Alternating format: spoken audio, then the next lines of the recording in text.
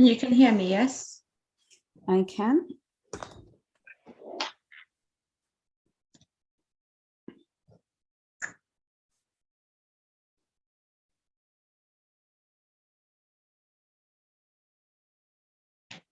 You can hear me, yes? I can. Hello, hello. Hello, hello, hello. Right. You can hear me, yes? I can. Hello, hello. We're alive. We are. Yes, we are. Right. What I will have to do is. Okay, so we don't get any feedback. Because there's a little bit of a feedback. Yeah. Got it. Okay, great. Winning with Laurie has joined us. Well, hello. Hi, hi, hi. Let's see if I can get on YouTube this way. Hello, everybody. Welcome to today's Starter Wife episode. We're going live with Coach Unique and myself. All of you who are new, I beg your pardon. All of you who are new, I am Chengi, and I am your dating and relationship expert here at the Black Swan Relationship Academy, and I'm joined by our head coach, Unique. Hello. She is here to have this conversation with us today because this is something that has come up in my practice, in all of our practice, and we are really having to deal with a lot of women feeling that by being supportive mates to their boyfriends, to their potential husbands, and also there's quite a bit of pressure from the modern man, the younger modern man, to, there are all these reels going out and the kind of Instagram post of men doing, this woman was there with me before I had anything, she held me down, and now anything she needs or wants, I give it to her, and these are the real ones, the real women will help a man, and all of these things that are going out. So on one hand, there's a lot of pressure on women to show and prove. A lot of women feel this pressure to show and prove that they can build with a man and that they can be strong. But on the other hand, we have a lot of talk in the feminine space say, stay away from men who are not established, stay away from men who are trying to get it together. And there's pressure on that side as well to walk away from potential love if he doesn't have his act together. So we find ourselves in a scenario where a lot of women are starting to feel like, what do I do? If I, stick around, help him get his career together, the potential of us building a life together is amazing. And we can actually together join forces and become a powerful force.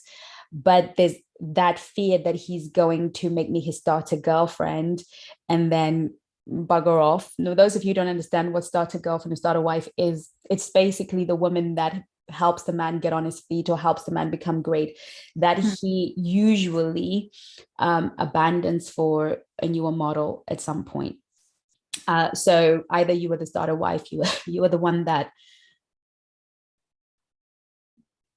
sorry, I have to kind of mute and come back because I'm dealing with this. You have to, she was the one that, held everything down, maybe worked the job while he went to school. I know a lot of these couples, they hold a job, they work, he goes to school to get his master's or PhD, whatever, because they're working as a team. But with so many men upgrading for a newer model, a lot of women are less willing to do that. But then there's so much pressure coming from the manosphere saying, well, if she's not even willing to go into the depths and the gutter with you, then is she really a good woman? So what do women do, right? So this is what this conversation is about. Love to hear what everybody's saying in the comments. I don't know if I can see them here, but if I can, I will respond. I'm sure Coach Unique will help me out as well. But sorry, Coach Unique, so that I can rest my throat. Yes. What are your thoughts on the idea? Do you think, okay, let's give it a little bit of context so that we can be a bit more specific. Let's talk about age. Any woman under the age, any man under the age of 40 is not going to be established. It's very rare that he's going to be established, that his career is going to be established, that his money is going to be established. That's mainly because a lot of men spend a lot of their 20s, and women too, 20s partying them away instead of actually building strong foundations. You know, they're usually in school and drinking drugs, or just wildlife, or just being irresponsible in their 20s. And then when they reach 30, they're starting the journey that maybe our ancestors, our fathers, were starting to be responsible at the age of 14, 15, 16. Yeah. The modern man is being responsible as he gets to 30, is when he's, it's almost like, okay. And the same thing for women. A lot of women are only starting to realize that they need to be partnered permanently, to have a family when they're hitting that 30 mark. So a lot of people are coming into their 30s not being established, and men are completely on the back foot. Usually men will establish themselves financially around the 40 mark. Usually, if they haven't established themselves around the 40 mark, it's a massive uphill struggle. But usually 50 is when they get it together. So men, so we're talking about age, and you're a woman in your late 20s, early to late 20s. You're just generally not out here going to meet a guy who is going to be 100% provider. Yeah. If you're lucky to even find one that possesses a provider mindset, because many younger men believe in the 50-50 principle and all of these things. So you're young, you want to get married, you're in love with this man, and he tells you, look, I know that I've got this business, I've got this side hustle, is bringing in this much, but if I committed everything into this side hustle, I could bring in that much, but there are going to be a few stresses financially. Usually it's not a big ask. Usually the ask is, we won't be able to go for dates or fancy holidays, blah, blah, blah. But eventually it does come to, please, can you help me? Please, can you invest? Again, like I said, I've been in a lot of the beginning stages of these conversations. They wine you, they dine you, they take you to the best places, they show intention to be that perfect gentleman. Then they start to sell the dream. This is what I've been working on my side, so how much I've been making, this is what's going on. And I had, a friend who, there was a lot of pressure because she kind of had saved a lot of money, and there was a lot of pressure. The only reason I haven't made it is because I'm looking for this 10K investment. And if I get this investment, I've got people lined up. But that happened after maybe 6 months to a year. And, what do? You're already invested, you're emotionally invested in every way. I actually know the guy, fantastic, beautiful man. They're now actually married. It worked out for her. It worked out for her after 3-4 years. Unfortunately, that business went down the toilet. It never took off. So it then took them about 4 years to recover and get married. So that's that scenario. I know another scenario where the pressure is more like, at first it's like wine you dine you, take you to nice places, show you intention, and then sell you the dream. It's usually in a kind of pattern where we show up, sell the dream, then I won't be able to do A, B, C, D, F, G, and it seems reasonable. He's chasing a dream. We don't have to go to expensive restaurants. We don't have to. Then after a while, it's how come you're not paying for dates? And all of a sudden the dynamic completely shifts. And we all know that eventually they're going to be, can you lend me? Can I move in with you while I build my business, etc., etc. So these are things that I think people think men come up to a woman and go, hey, do you fancy being a girlfriend? Or that it's usually a very, very slow, almost grooming into that place. So Coach Unique, you're in that position, you're in your 20s, maybe early 30s, but you're dating a guy who's under 40, clearly not established. Whether you're an older woman, younger woman, doesn't really matter. You're dealing with this guy who's not established. We know the dating market is rough, right? In terms of if you're a black swan looking for a quality mate, not just a mate. And usually these men are not necessarily losers. Some of them are doctors, some of them are bankers. They're just on a dream chase.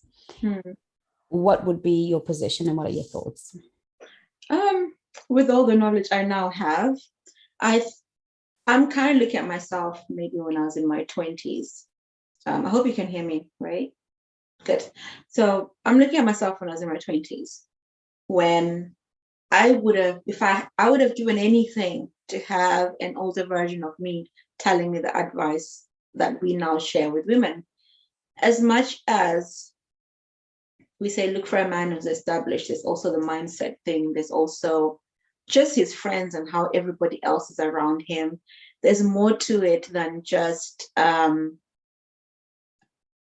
like, let it just be his dream and let me do this.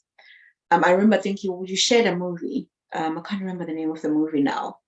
If you kind of looked at it, everyone else had given up on this guy except for this woman. Everyone had just told me he's just a dreamer, he's da-da-da. And he kept pushing and kept pushing to the very last minute. Personally, I would tell a woman that, look, if a man is not established in his career, please leave him alone. Let him get on with his life. Maybe you might meet later on in life and then reestablish.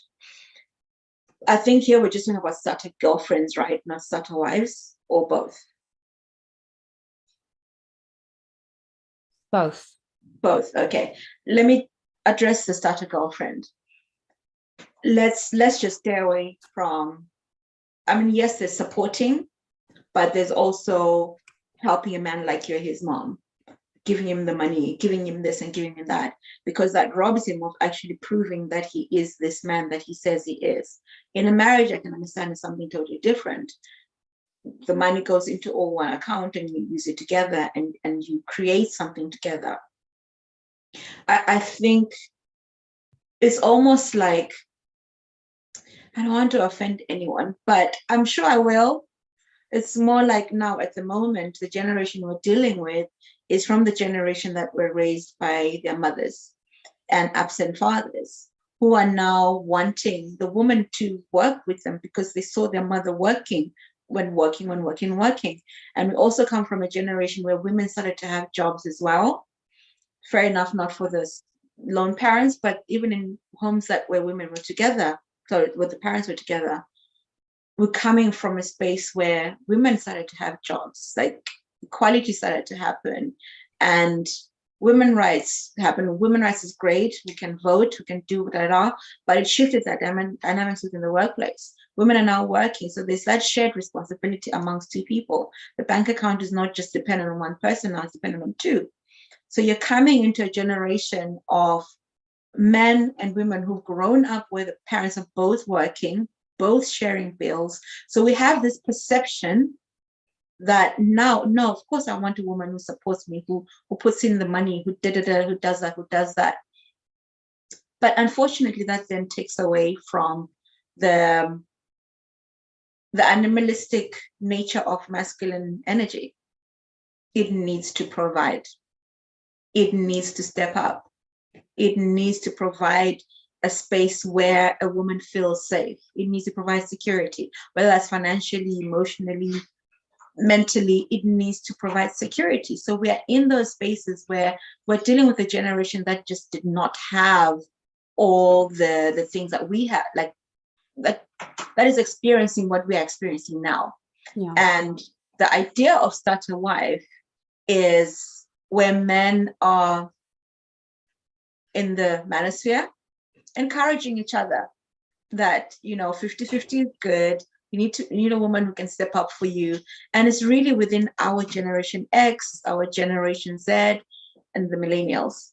So it's like, if we're going to take that part, we also have to take the part that we are kind of have to, we're going to have to navigate femininity in a different way, right?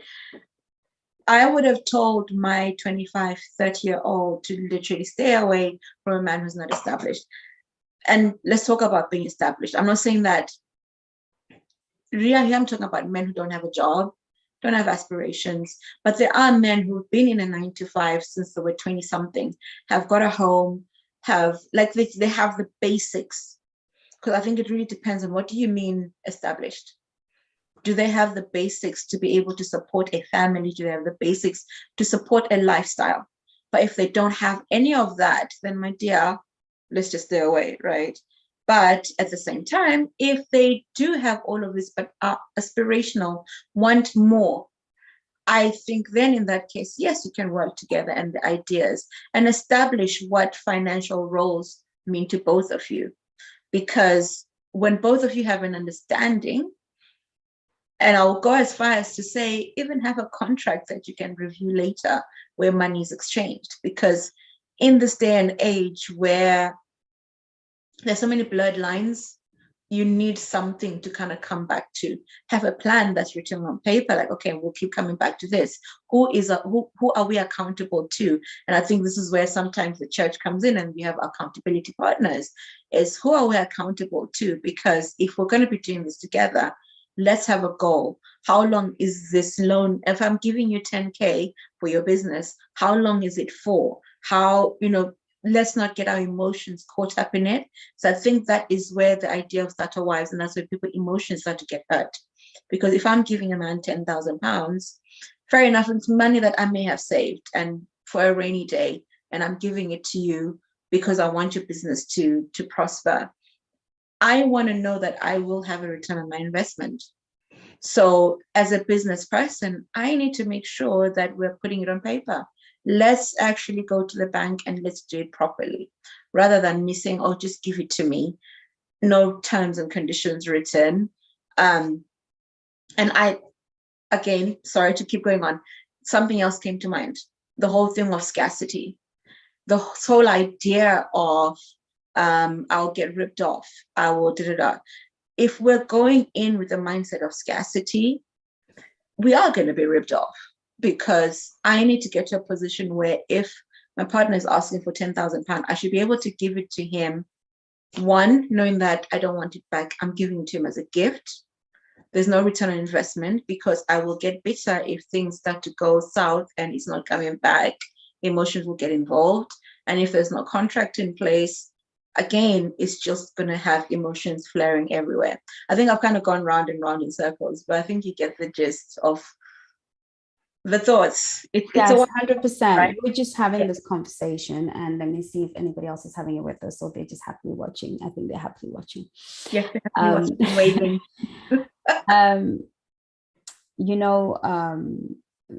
One of the things, I was sort of reflecting on this earlier, and I was thinking, whenever I'm between and betwixt, because these things can be so complicated.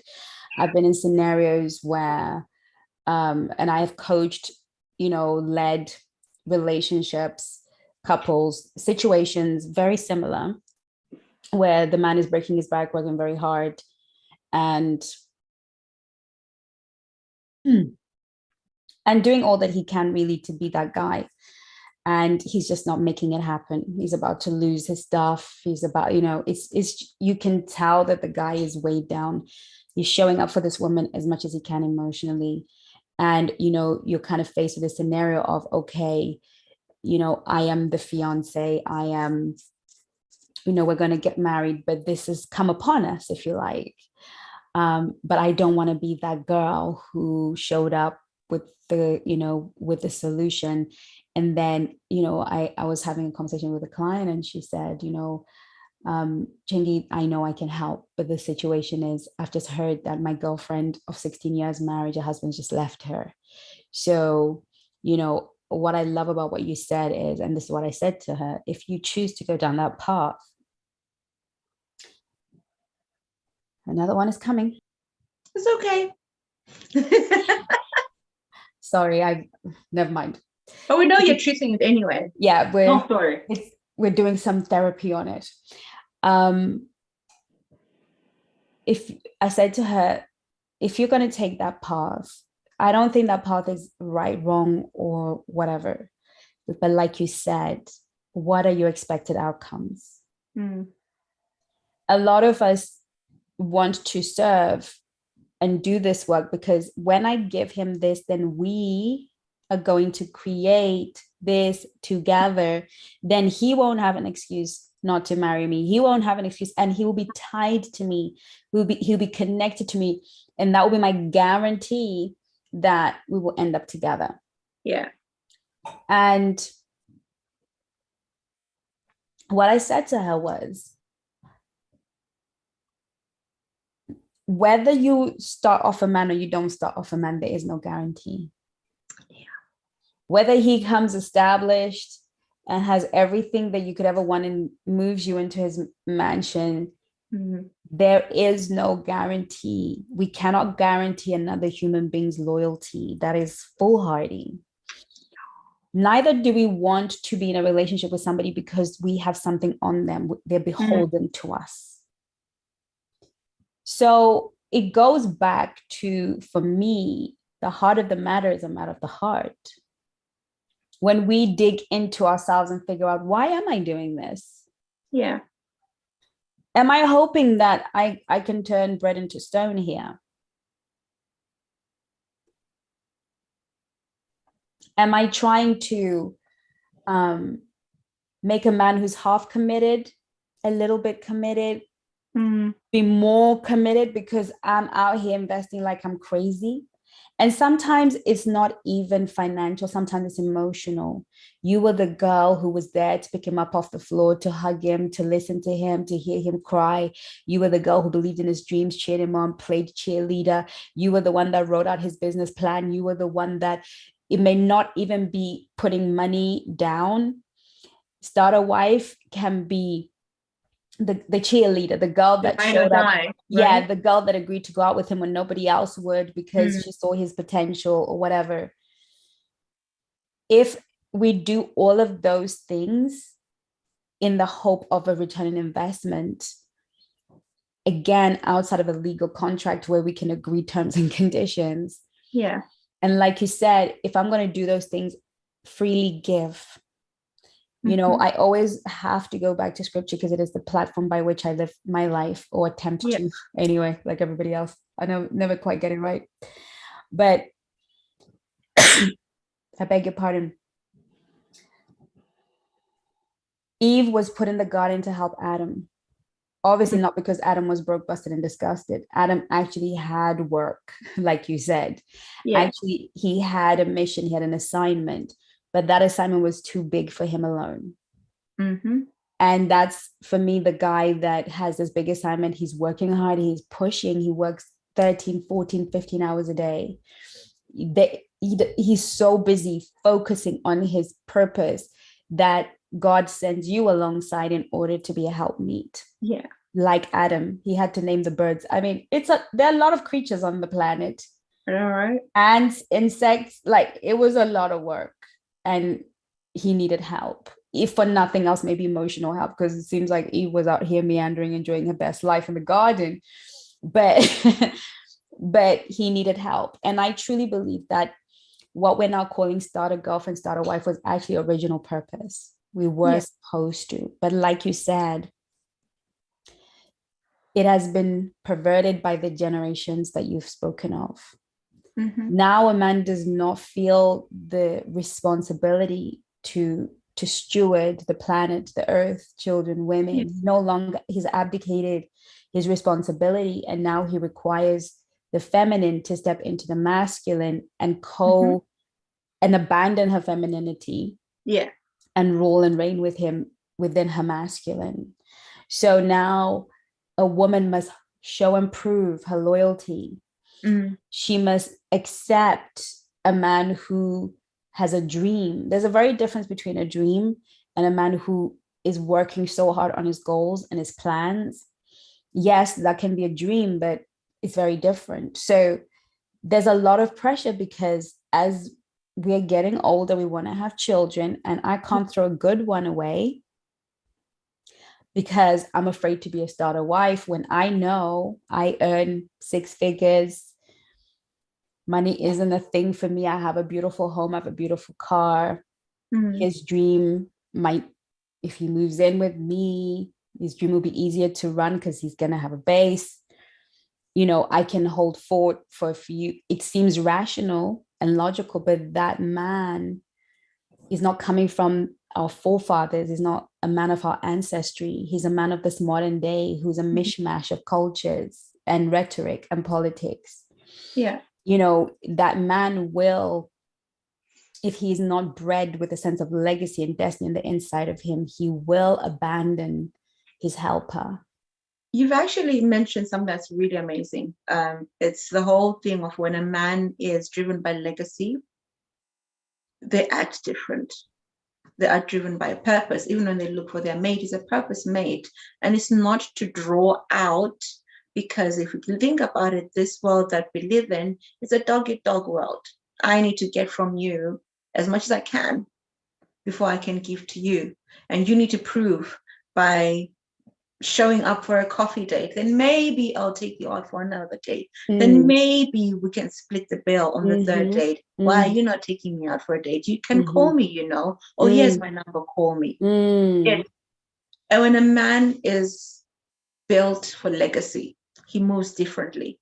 Yes. He literally, like, all of this would not even be a conversation, regardless of what generation he comes from. And I love that you raised that point, because I think that's where we need to get into to address the situation, because the world is pushing for more, like, just basic needs, or should I say, we're very frivolous and we want the status we want, but it's all perception, right? We want the perceived status, we want the perceived authority, we want the perceived purpose, as it were, because everybody's got a purpose right now.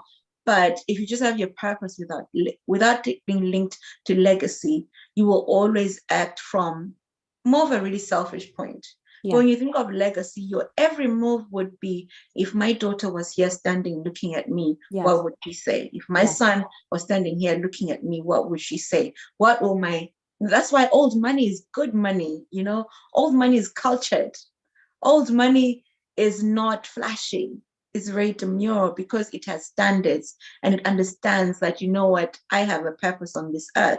Just like when you meet a man from old money, there's just a way that they move.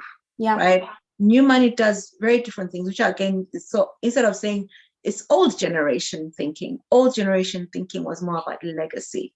Even when you look at all the greats in the Bible, it was all about legacy. If you think of how David, if he had lived to see what Solomon became, he would have been very sad, because with all that wisdom, you literally desecrated and threw away what David had built. That's why David is a man after God's own heart, because he's about legacy. He will go and do his rubbish, but he'll come back before God and like, no, God, I'm so sorry. I messed up. But you know what? I am going to make sure I make it up to everybody else. Even when he took in Saul's grandson. Yes. Forgotten the name. Yeah. He's like, look, because yes, that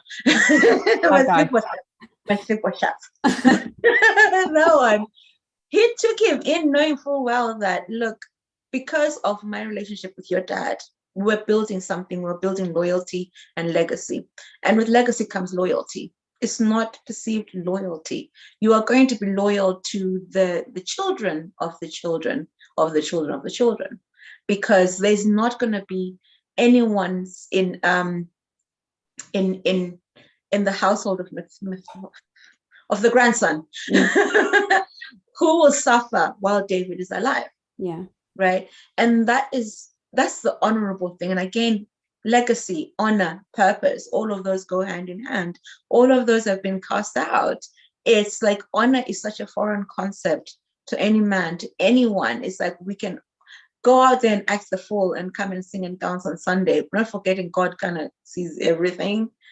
It's that aspect of honor and legacy that we're missing out. So again, I'm not blaming the generation. I'm just saying that sometimes, yes, the generation has done all of this, and we thank God because it's bringing things back to light and back to balance. And now we realize that there are certain things that are missing within our generation, and it's up to us, those who realize and recognize it, to focus on that. So really the question now is, how do we then focus on legacy within these relationships and avoid starter wives and starter husbands now, isn't it? It's not just starter wives anymore. Starter husbands. I'll tell you what, The quality of people's thoughts, the quality of humans thinking has so disintegrated to below basic that we can't even have valuable conversations. Yeah. I was listening to two gentlemen who are very influential within the space, not the manosphere, but just within the digital relationship space. One of them said, I think one is not quite influential, is the one you posted today, the buffer dates guy. Yes. Just take a quick coffee break, buffer dates, blah, blah, blah. Let's just keep it moving. This is a man who does not have legacy in his heart. He has zero purpose. Because one of the things that when you move in purpose is that your time, your company, the people you spend it with is so precious. I honestly don't have time for random parties, random things, random people. Yeah. I don't. I am so on my purpose and so in what I'm supposed to do. I actually have to be very selective of the people that I spend my time with. I'm a woman. As a man who has to lead the charge.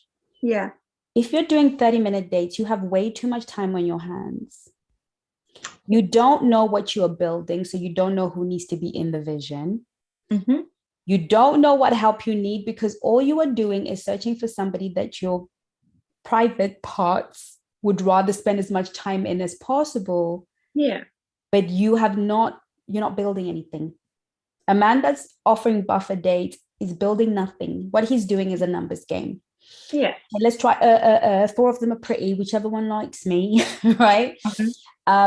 Stay clear if you're a woman of purpose. Stay clear if you have an assignment. Stay clear of anyone that is low investment, low effort. Because a man of stature, of weight, he will choose well.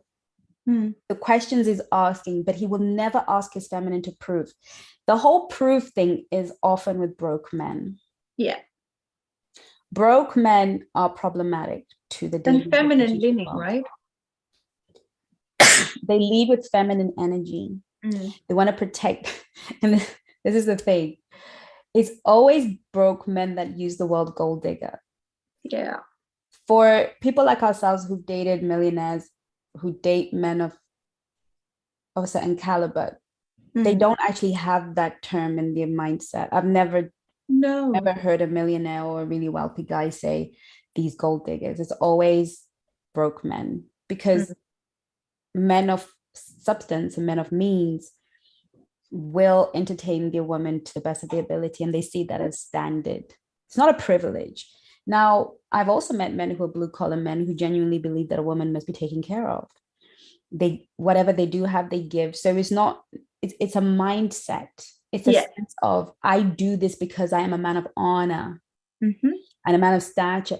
I was listening, I think, to Stefan, who said, look, I think he was being interviewed by Lisa Bilyeu, and she was saying that her friend, went on a date with a guy, and that guy refused to, that guy offered to pay, and the girl she had gone on a date with prior bit his head off. Don't you think? She's a feminist. I can pay for myself. Do you think I'm this horrible? Whatever. So when he went on a date with her friend, he was scared to pay because he's thinking, well, are you going to shoot my head off? Let me give you a chance to pay. But then this is what Stefan says. He says, look, and I totally agreed with him, because I was like, exactly. He said, I'm a guy that pays. That's what I do. Now, if you bite my head off for paying, what I'm going to do is think, okay, she's not for me. Yeah. I'm not going to go away and say, you see, these women are from now on. How often this is a man with no legacy, no purpose. If your experience with Jane changes you as a man, you were never going anywhere. Yeah. If my experience with John changes my part, from now on, I'm not putting any makeup on. I'm just showing up in my pajamas because you dress up for these men. You look good. And then they take you to McDonald's. Right. And and now I'm going to change. I was never a woman of purpose. I never was. Because how I present is about where I'm going. Yeah, it is part of who you are, right? It's like, it's who I am. This is why I would say, when you have your standards, they are your standards, own them. If a man wants to take you on a lunch date, you say, look, I'm really not a lunch date kind of girl. I prefer dinner. And if he says, no, you gold digger, no, no, no, no. Like, okay, thank you so much. That's okay. I'm happy to wait for a man who can take me out for dinner. I'm happy to wait for a man who can open my door. And in my experience, I've had men always open my doors. And it's like, when you have this worldview of, like, look, a lion is a lion. You can't come and bring it to me and come and try and make it a pet.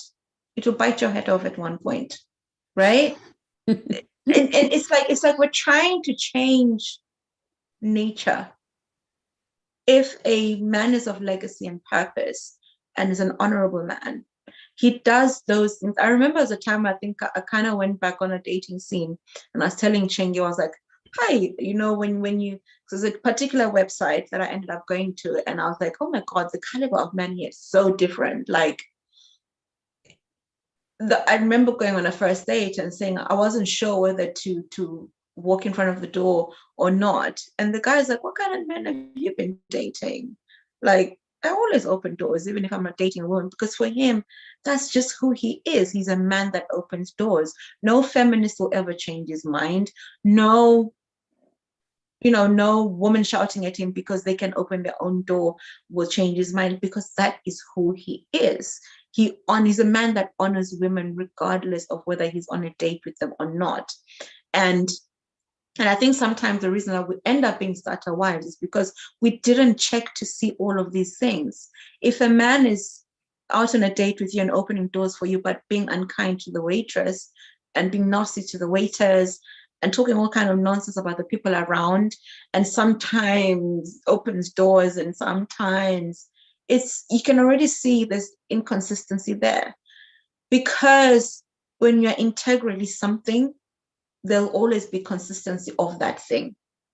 If you are a roaring lion, you will always be consistently a lion. You will not one day meow, right? Like if you're a barking dog, you will always be barking. There's never a day when you will jump into a pond and become a fish. It just does not happen.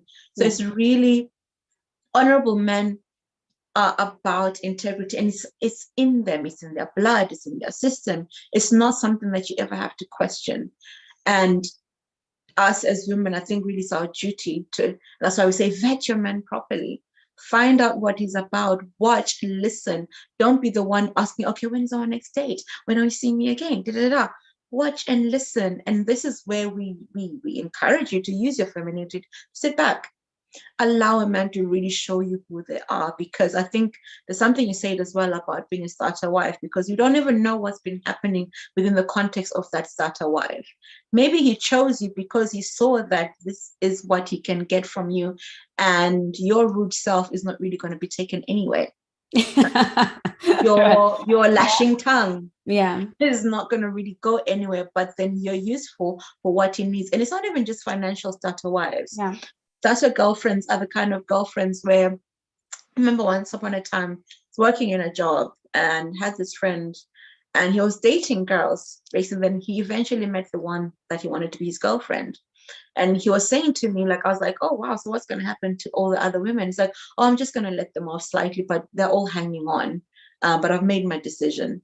So in a sense, those were starter girlfriends, those starter women that were in his harem, his rotation, because they were fulfilling a sexual need that he couldn't get at the time. And they were there for a purpose. And once that purpose is gone, he moves on. And the women are going to be left feeling some kind of way, but they allow, okay, I'm not blaming them. Don't come for me. It's like when we don't know better, we allow people to treat us a certain way. You always get told of that story of the eagle that grew up amongst chickens. He didn't know that he was an eagle. He grew up picking on and clucking about until one, the chicken on eagle once told him to really look at himself. You're actually not part of these people. You can actually fly. But can you imagine learning things like that when you're now 40, 50 years old? How are you who's gonna show you how to spread your 40-year-old wings and fly? Right? Because You don't even know that, okay, you need to go up to the mountain and be felling your wings so that they can grow again. No one teaches you that, because chickens don't do that. So if you're going to be dating men who are hanging around the manosphere with all these conversations, these chicken conversations, you're not going to be able to meet a black swan king, because a black swan king is having different conversations. A black swan king is talking about how he needs a woman who help him build his legacy, how he needs a woman who is marriage ready, how he needs a woman who is looking for to literally raise children in a certain way. And we limit ourselves when we go clucking around with chickens who want to take us on buffer dates. The buffer date thing is very triggering to a black swan, because yes, you don't really hang around the ducks and the chickens and the pigeons, you know. It's like when I heard that, I was really, you know, we laugh and we joke, but that is the seed of your abandonment tomorrow. Yeah. Because that clearly tells you the quality of the man. Men have got 21 genes in their sperm dedicated to intuition. Yeah. Every man knows very quickly, very, very quickly, whether he's going to marry you or not, whether you're wife material or not, whether you are the one that he's going to keep or not. But because he has a sexual need that he has not brought under subjection, because here's the thing, a woman, to be a high value woman, you must have emotional mastery. Yes. Women with weak, flowing and out of order, out of control emotions always lose. For a man to win and be high value, he must have sexual mastery. And this is where a lot of men fail, because they will override the fact that they don't see you in their future. You are not the girl they're taking to the finish line anyway. But, well, they need to get laid. And then what happens is they have experiences that break them. Then they start using these ridiculous rules like buffer rules instead of, what do you live for? What do you wake up for? What would you die for? If you don't know any of those things, you are going to spend your whole life living through your emotional space. I don't feel, I feel. Does this person sit? Now, when we're dealing with a man of legacy, there's a feeling around him, there's an energy around him, there's a way he moves, the self-knowing. Even if he's broke or going through a hard time, there's something about his integrity. There's something about the way he moves. He's not a guy you have to see if he's seeing other people. There's something about that guy. And so in the end, we invest in a person's character. The starter wife, starter girlfriend model works, not for everybody, but for a lot of people under the age of 40, like I said. At the age of 40 right now, I'm not trying to start anybody's life, right? I'm 45. I'm really not about that life, okay? So if you haven't got your situation together, I am very firmly on my purpose. If you don't have your situation together, really, don't talk to me. Thank you. And usually, you know, let's keep it real. And so I add to that as well, and even the friendships that we keep as well. Yeah, because they're the ones that inform us really about how we move in society. Because you will have situations where someone like, no, look, this is not for me, and the guy will suggest, okay, let's just be friends. So we entertain the little things every now and then. He'll keep checking in to see if you change your mind. And it's little things like that where I feel like this generation have really tried to hamper down on standards of women. They're really trying to get women to lower the standards even more and more. And we're falling prey to it because we are entertaining it. As she shared, like the amount of times this video has been shared, and it's sad because there are influencers who will then react to it, who have huge followings, and young girls are following them. So we're perpetuating that culture. So therefore, it becomes something that is within the atmosphere. Fair enough, they might not call it buffer days. They might just say, okay, no, let's just go for a coffee date. And we'll see what happens. It's like a man of intentionality does not have a whole half a day to see where it happens or see what happens later. A man of intentionality knows, you know what, if I take this woman out for dinner, we'll get a little bit more conversation going. Hopefully, if I can take her for an early dinner, I can get her for a longer time. Because like me, I'm sure she's got things that she's got to do. I'm not going to spend more than 3 hours here because afterwards I need to go home because I have to go to the gym in the morning and I've got things to do. I am not going to free up a whole day, a whole afternoon just for one date, right? They are intentional about what, which is why I'm saying coffee is not bad. Coffee is good. If you happen to meet when you're all on your errands and he says, oh, do you mind going for a coffee? That's a different story. But where he sets off with it being part of his core, sorry, I have to charge my phone, part of his core needs and his, like, the list that he writes, no, I need to take for coffee, a buffer date first, coffee date only. And that's when she will graduate. Unfortunately, me being me, I actually went to find out this person's Instagram page and everything, and he's getting engaged, getting married very soon. And it was through coffee dates and buffer dates and all that kind of stuff. Not throwing any shade, but he happened to me, which I think I am already anyway. Oh my God. Okay, anyway. Sorry, God. But he happened to mention that, oh, we are building together and we're doing this and we're doing that. And we are doing this and we are doing that. It's sad because I'm just going to judge him based on one little thing. It may have been taken out of context. It may have just meant in that one moment, but we forget that little things like that add to a cultural revolution. Now it's become a thing. Other influencers have taken it on, are actually advising women to go for coffee dates.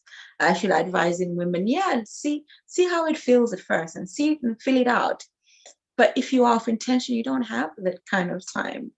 And if you are a woman who is in tune with the feminine energy, you will be able to sense if someone is right for you or not. You will have that instinct, that intuition that will tell you, no, maybe this is not for you.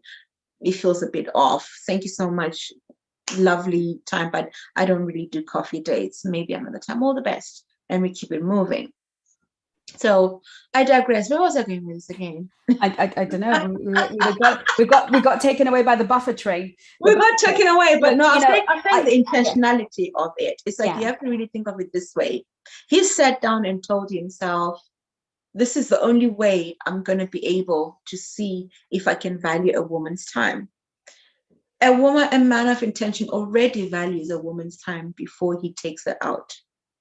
He is, whether she's a feminist or not, he is ready to step up for a woman. And all he's doing is like, okay, I will give and reciprocate. He is not, fair enough, he may have been divorced. He does not base his life on all the negative experiences. And starter wives could start off as, you know what, I gave him my all, but a woman of legacy would take that. I've been divorced. I always say, you know what, my husband was the braver man because he decided to step out of something that he could see wasn't going anywhere. Whether I was a starter wife or not, I took that to mean, okay, then I need to work on myself. I used to have a bit of a sharp tongue. Like anything he did, I was like, you see, that's because your father was, my tongue was, it was a lashing tongue. But that for me, because I believe I'm a woman of legacy, I believe I'm going a woman of purpose, I took that and I'm changing it into a lesson I can teach my daughter and teach myself, that I am now looking to hone in my tongue and be kind to people, to speak in a way that is understood and not being the nice girl who has COVID contracts and COVID expectations and lashing out. So what this does for our generation is that we are having so many men who are now being hurt by women and taking it out on podcasts. And then what then now happens, we're listening to it. And then we are also now dialing back. Yes, I was saying about the whole, it's almost like they're chipping away at women's standards. Yes, finally got back. So the whole culture of sounds like our telephone conversations. We go. I know, right? Always go like this. But I think there is a push for women to lower their standards, which I feel that men feel is going to be in service to them. But here's where men are going to lose. Because I actually happen to love men, believe it or not. I happen to have a son and I happen to love men. I think they're just so yummy and amazing and perfect human. I love them. So I'm always thinking, how can we serve each other, male and woman? What men don't understand is when they are with a woman who does not require them to perform at their utmost. This woman is usually flowing in her masculine. What will then happen is that when we are in a relationship, aka like you said, your ex, you were opening your mouth to talk because you thought you could say anything because you're in your masculine energy. And I'm not saying masculine energy says what he wants to say, but because masculine energy is respectful. But when a woman is in a masculine energy, she becomes dominant and she becomes entitled, and it's like a perverted version of masculinity. And I actually believe this is how we become starter wives, and not entirely. Yeah. This is a contributing factor to why we become starter wives and girlfriends, because the moment we start to act in the masculine, begin to be the giver, begin to be the one that's sacrificing, because masculine energy sacrifices. We now take and the on protector and the security. We become the protector of his dream, the protector of the man. We protect his finances, because right now it's this whole move of I'm not another influencer. I wasn't talk about. I saw a clip and it all sounded very noble, and I actually respect this gentleman because he talks sense most of the time. But I'm sure I talk sense most of the time too. I'll probably talk nonsense some of whatever. So he said, he refuses to spend $100 on different dates for women so that he can deny his wife, because he doesn't want to deny his wife the things that she wants. So why spend a lot of money on dates, for quality dates, on random women, when really he's saving his money and building his legacy for his wife? Noble thought. Problem is that we have politicized relationships, something that you said about things being natural. We've politicized. People are now going on dates to make a point. And why? Because we don't want to be vulnerable. We don't want to actually take the risk of opening our heart to somebody. Dating is for two purposes: to gather data and to raise attraction. And when I heard him speaking, I thought to myself, you know what, Shane? Your intention is right. You really want to honor the woman that you will call wife one day. I think that's beautiful. The problem is you will never get to wife. You won't get to wife because your wife will require you to show up at a wife requires to be treated to a level and a standard that girlfriends don't require. Your wife is going to require you to spend money to take her to these $100 dates that you don't want to pay for. Your wife is not going to be okay with a walk in the park. She's not going to be okay with a buffet date. Because let me tell you something, a woman who will stand by you, amplify you, become an asset like ourselves. Because we've done it. I've got a track record.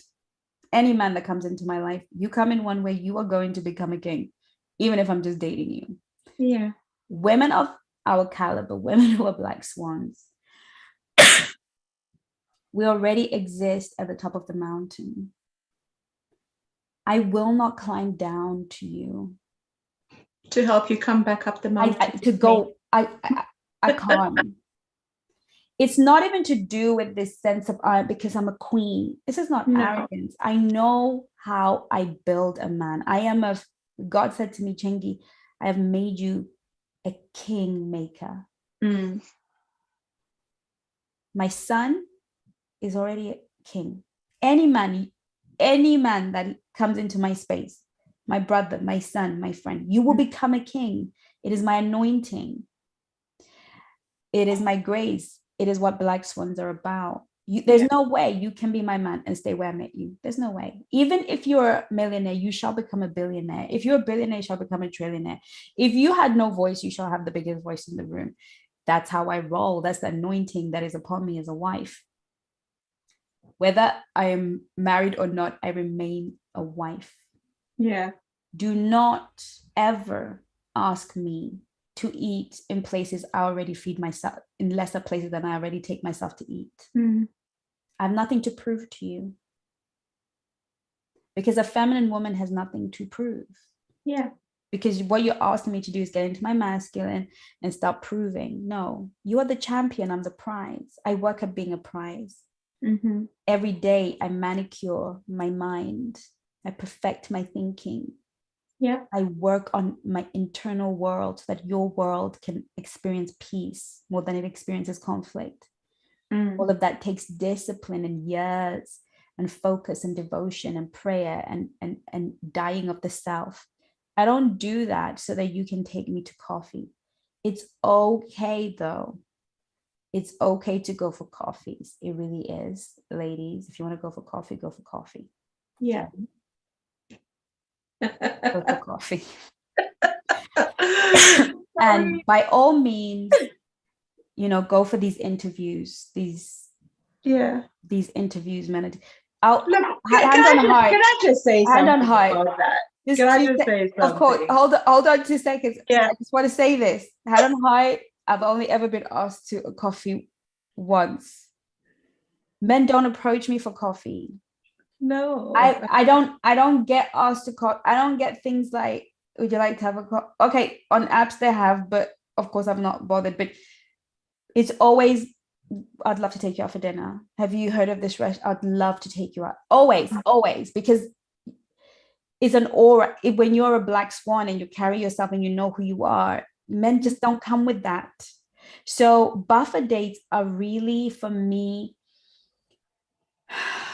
if you're doing any mini money mode, catch a spider by the toe, yeah, if that's how you're dating, if you're doing a numbers game, right, you flick, you'll do, then buffer dates are a great idea.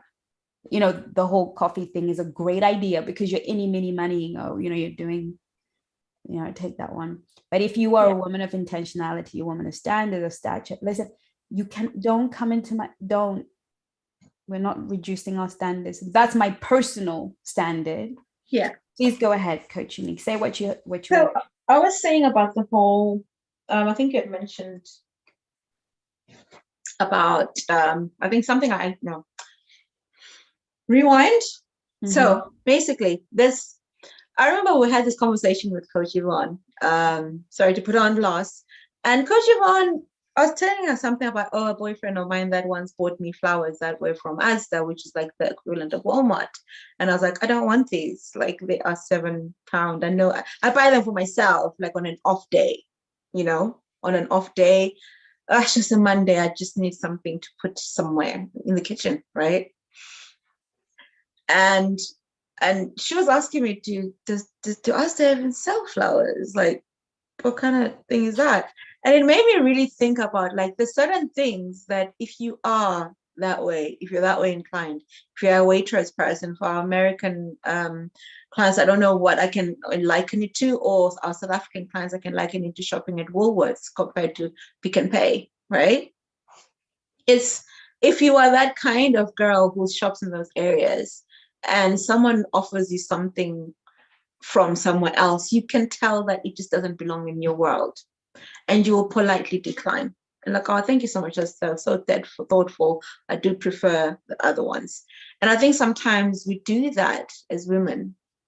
It's like you get offered a step down the ladder and you take it. And how many steps down the ladder are you going to take?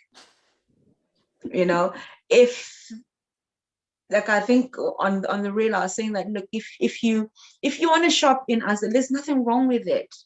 Stay within your budget and do that. It's good for you, because you're not punching, like we're talking about the other day. You're not punching and you're not inconveniencing anyone. Do you, and own it. Because there was a time when I could not afford to shop at Waitrose. There was a time when I had to do the Asdas, and that's why I know the flowers are £7. But I still wanted flowers, right? Yeah. There was a time when I had to do that, but I'm just not that girl anymore. And this M&S Waitrose girl has always been in me, because I'd always visit there once in a while. It's just that my finances hadn't caught up with me yet. Mm-hmm. But I've always been that girl, because I remember even during lockdown, I think I was doing online dating, and I remember some guys would actually send me groceries, and the groceries would come from Waitrose. They wouldn't come from anywhere else. And I'm like, okay, yeah, they know where I come from. So all I'm saying is, sometimes as women, it's really up to us, because we are the we are the concierges or the ones who influence culture. It's up to us to say yes or no to these things. And like I was saying, the more we say no to coffee dates and buffer dates and low standards, the more men become used to it, because you will meet men who will be shocked at the fact that you don't want to go on a coffee date. I'm like, no, but that's just because that's the standard he's now used to, because that is what has been perpetrated in our culture. But if you stand on your morals, saying, no, I don't do that. Same as with Christianity. It's come to a point where people laugh at you if you're a virgin. People laugh at you if you're abstaining. People ridicule you for having those values. But those were the standards centuries ago. That was the norm. Like what we are doing now, our forefathers would be like, wow, things have changed. So it's like the minute we allow standards to shift, it influences culture. Down the line, I'll be telling my daughter Darcy, like, you don't accept coffee days. And she's like, what? No, mom, that is the thing. Actually, no, he offered me a water date. A water date. A cup of water. Let's go and get some water. Listen, even the coffee, I know men who are even resentful that they have to pay for your coffee. Yeah. Like resentful. And this is because men have really embraced their feminine energy and they're trying to protect themselves from being hurt. All of this dysfunctional little systems that are created, little podcasts of men bitching against themselves. Yeah. That is because of hurt. Yes. And it's hurt that's not being dealt with. They're not being These men are hurting and they have got a microphone and they're dangerous. Yeah. And what they're teaching younger men is what will not raise attraction in a woman. If a man does not come in to invest, women are not like men. And I know men like to say that, but men don't understand we're not like you. Okay. No.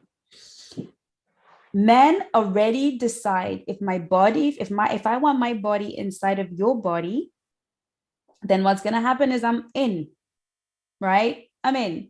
A woman doesn't choose sexually like that. I'm not saying we don't think, oh, he's cute. Yeah. But from his cute, we still need our attraction to be raised. Yeah. So what happens is that when a man comes in with a low investment, your attraction lowers. Now, when we're talking about investment, it's not necessarily about money. Don't get it twisted. Look, yes, the men I attract tend to be men of means, but it doesn't make them better men than the average Joe who earns 40K. It doesn't make him a better man. What that does, it says, look, if this guy who earns the average income is prepared to make an effort. I remember dating this guy. I think he was like a shopkeeper. So he was like a manager for a shop. And I was kind of being open-minded. And, he didn't have very much money, but it was so cute. We had a picnic by the beach. He went to Marks and Spencer's and he got some sandwiches and some fruit and we went to the beach. I dated that guy, I think probably for like 6 months to a year. And we actually didn't have a terrible breakup at all. We had a wonderful relationship because he didn't have very much, but he always made an effort. And for me, that is high value. It's not about how much money a man has in his pocket. Even if all you have is coffee money, be creative with it. Yeah. Bring something to raise attraction for me. And biologically, a provider is sexy to the nature of a woman. The fact that you are willing joyfully to pay for my 3 pounds coffee. I mean, I swear to God, 3 pounds. Okay, who's that broke? Maybe, I don't know. But the fact that you're willing to make sure that you have provided that for me raises my attraction for you. The fact that you're willing to think about a way to be creative with what you have raises my attraction. So what we're having is a lot of political engagements. You get then everybody's postulating. He's trying to not get hurt. Here's what I need you to understand if there are any men watching this. masculine energy does not prioritize its feelings and its poor me and I'm going to get hurt. Yeah. It prioritizes conquering. Mhm. The masculine is And whatever it takes, right? A conqueror, when he goes to conquer, has already laid his life on the line. Yeah. Because the prize and the conquest and that which he wants is greater than even his life. Mm. This is the true essence of masculine energy. The true essence of masculine energy does not think about what's fair. It thinks about what will bring the win. Now we have a lot of women running around saying they want fairness. I want it to be fair, because we have men who live from their emotions. These are not men. These are women. The problem we're having is there's so many women with beards and penises, I don't even know if I can use that word, running around the earth who are devoid of masculine energy. Yeah. I listen to some of these podcasts and I think, what happened to men? I know. Right? But I also listen to some podcasts and I think, oh my God, thank goodness men are still around, because there are a heck of a lot of men that I starting to come up on my algorithm when I stopped listening to those guys and I started looking through the other algorithm. Because remember, yes, because the algorithms will lead you down a very dark path. Yes, if you stick on it, it will. Yeah, if you start watching that kind of content, you will think all men are like that. But recently I've come across, whoa, I've been like, thank you, Jesus. You haven't forgotten my girls. I know. You haven't forgotten my SWAN. They come over to the side, to the masculine side. There's so many men out here who teach men to be truly masculine, and it's beautiful to watch. It's gorgeous. It's just yummy and delicious. And just to even, not to be raw, it's a turn on. It's just a watching and like, oh my God, turn where on. are you? Yeah, you know? It's about raising attraction. A man that refuses to pay is like a woman that refuses to adorn herself for a date. And I've heard feminine men say this, it really gets on my nerves. Yeah, but it takes me time to get ready as well. Well, you are the masculine. The feminine does not choose with her eyes. She does want an attractive man. Don't get it twisted. It's nice when you dress for me, but I'm never choosing you on the way you look. You will always choose me on the way that I look, right? Yeah. Like, let's not even try to be, it's not the same commodity. No. It's like a younger man to an older woman is more of a liability and a risk to her than a younger woman to an older man. She's an asset. So you cannot swap those principles. A younger woman to an older guy, wow, he's got an asset. A younger man to an older woman, she's carrying a liability and she knows, right? It's a big risk for her. And you're a big risk socially, financially, emotionally. It's not the same commodity, but I know younger men who date older women and actually think they're doing these older women a favor because they're thinking from the feminine space. Yeah. So we have to really think about the reality that men have become women. They want this, and women have become men too, let's face it. And to conclude this episode, because I sense something is going on in the atmosphere. What I truly believe causes, not completely, what causes men to leave the first wife and go and give it to the second, what causes men to use one woman and then go to the other is two things. When we are in masculine, we're serving and we're protecting and we're giving and we're doing all of these things the masculine does. We lose the admiration for the man. Yeah. It's very subconscious. It's not a conscious thing. It's not right. I'm going to lose my admiration. Even when we are humbling ourselves and doing our best to make that man feel special, he will see it in our eyes that wonder, that, oh my God, it's gone. And it's replaced by this other look. And that look can't be replaced. Yeah. And the man needs that admiration. And it grows into resentment eventually, isn't it? Yes. Even before it gets to resentment. Yeah. It's like a curtain comes over our face and we don't see him the way we did. And that is what he grieves and looks for in another woman. it is when we set ourselves up to be the starter wife, the supporter girlfriend, the one that makes it happen, we are also at the same time sacrificing the admiration we have for him. Yeah. And whilst we are not conscious and aware, his masculine instinct sees this woman no longer admires me. Yeah. Even when you're being respectful, the admiration energy is just shifted. goes. Yes. Yeah.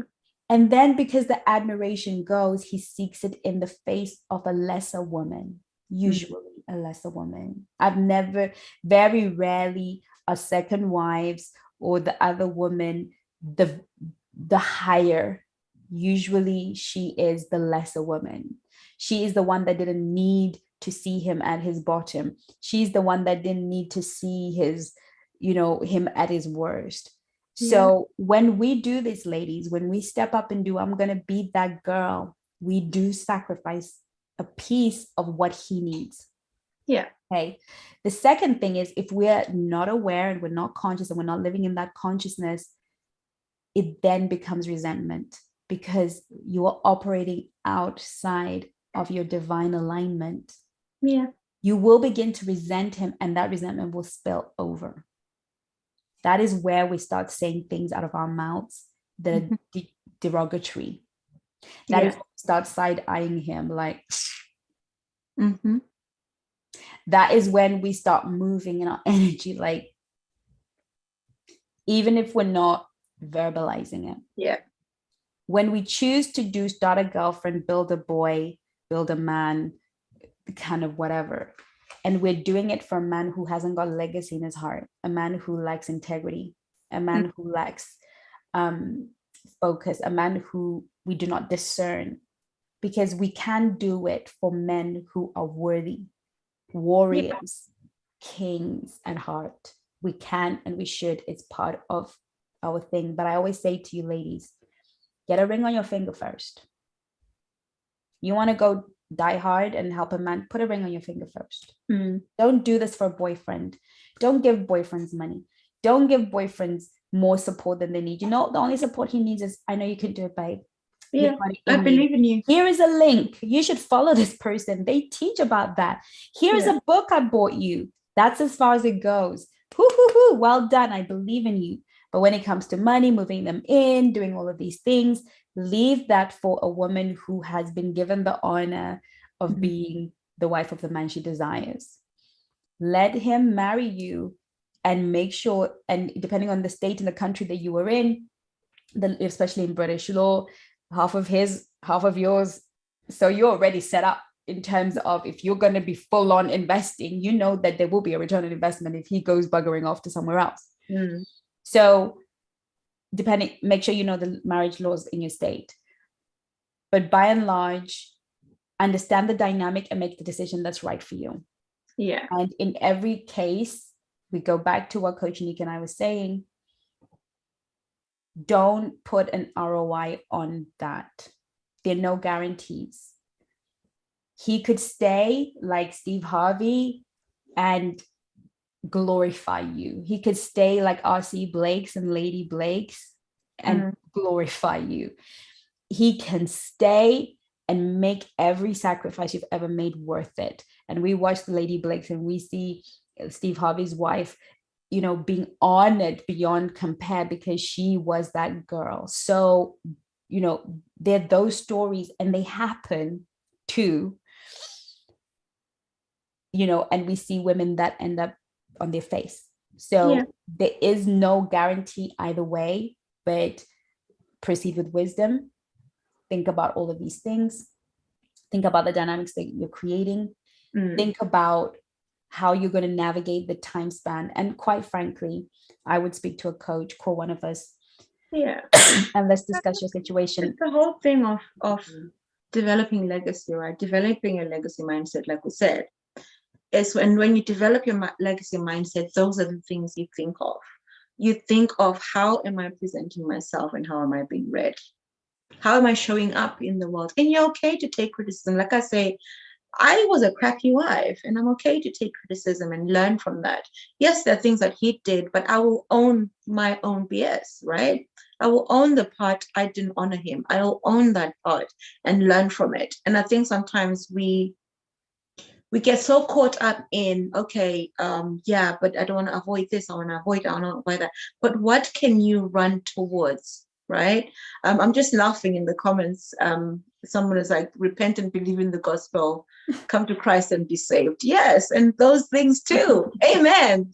It's like, and if you are a believer, these are the things that you will learn anyway, but you have to put them into practice, right?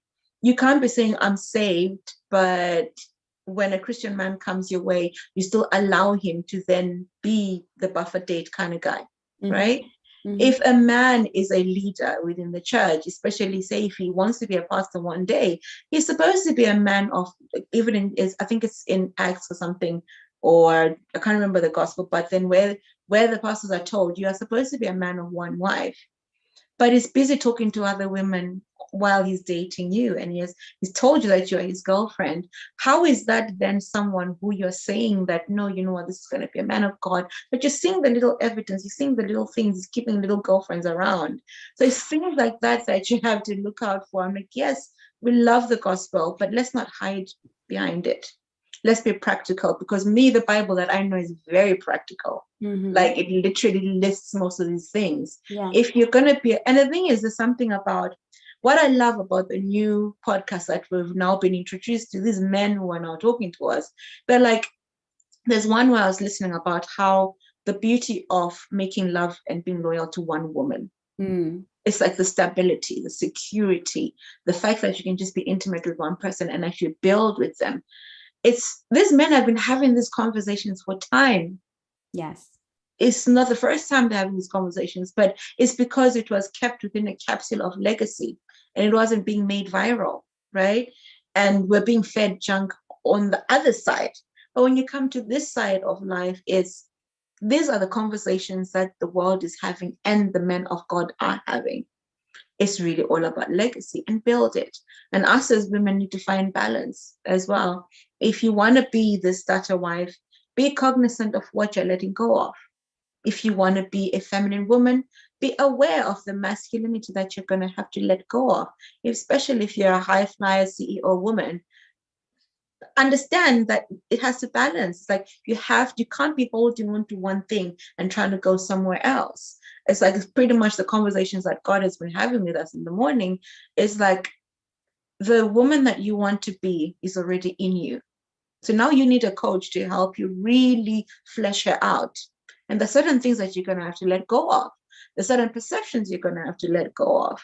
And this whole, you know what, I'm going to be ride or die. I'm not dying for any man, please. In the Bible, it says a man should love his wife as Christ loved the church. Christ died for me, so my husband should be ready to die for me. Not the other way around, right? All of this, we're looking for ride or die thing. It's all of these things, this concept that are already there, and we have to understand. Let's have a balance. I think that's what the part of what I've got from what you were saying is that's the solution for me. I'm gonna have anything I get into now, I have to weigh it out. Take my time and assess it. How is it going to affect my love life? How is it going to affect my life with my child? How is it going to affect where I live? It's all of those things that we have to take into consideration and move with care and have the legacy mindset.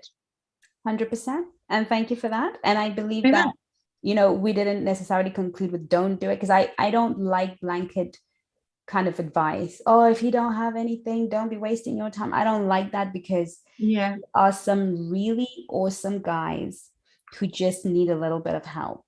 And there's some real losery, get what they can guys who will literally run you to the ground and then abandon you.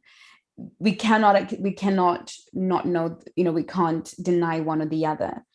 And so, again, my advice to you is your situation is different. Pick up the phone, call a coach, either on the app or on our website, so we can discuss your particular situation. A 15-minute call can change your life. A half an hour can change your life. So even 10 minutes can change even 10 minutes. Yeah.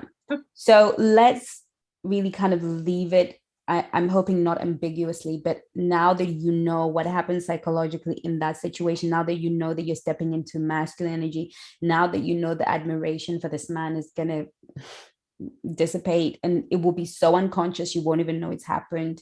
Now that you know that resentment can kick in, how are you going to leverage it? How are you going to step up and help your man and leverage it? With the couples I know, the lady I spoke of in the beginning who gave her boyfriend 10K, this guy was loyal. This guy served and gave all her needs. And eventually he's married. I'm sure they've got a family now. I've sort of lost touch with them. And I'm sure they're very happy still. I know women who started off with a masculine energy man who was providing, protecting, full on. And then halfway, maybe 5-6 years into the marriage, he wants to chase a dream and she has to carry the lot. And, I've got, again, another person that I know, and he lost, the whole thing, she's had to go back to work. She's building, they're still very much together, still very much in love. Then I know scenarios when women have been left bankrupt. I know scenarios where women have been robbed of tens of thousands of pounds. And one thing I will say, that it all comes down to the heart of the people in those situations. And love gives without wanting an ROI. If you're going to help a man, help him because you want to help him because Christ helped you, help him because you don't want to see a human suffer, help him because you can, help him because it's in your power to help, if that's what you want to do. But don't help him thinking, oh, then he'll be loyal, then he will stay, because that is how we end up in a lot of trouble, losing a lot of money, because we're now being driven by a need to soothe our insecurities, and that man will keep coming and keep coming and keep coming for more, telling you on a future that's never going to happen.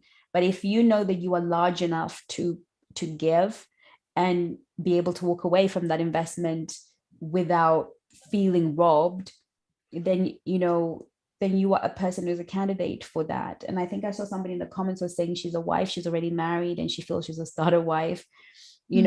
Look at the rest of your relationship. Sometimes it's because of this, but it might actually be that your relationship is broken when it comes to communication, that your relationship is broken in terms of so many other things. And this is the obvious problem. And we have to be careful of the obvious problem. The obvious problem is usually not the real problem. Oh, he's cheating on me. That's the obvious problem. The real problem could be anything, could be your lack of communication, could be so many things. Yes, there's an obvious problem, but there's underlining in every couple I've ever worked with. There's always an undercurrent of something even more sinister that is kind of giving life to this. So we can be like married to a guy and think, oh, I feel like I'm in that position where I'm having to work. And, I know a woman who, her husband went to school. She was already a nurse, so she's earning really well.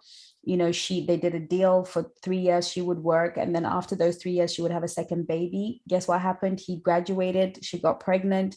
Their plan worked, right? So this is a couple who, when you look through the DNA of their relationship, have always built together, have always, he's proven to her over time that whatever they agree on, he shows up for her, she shows up, that they've built trust together.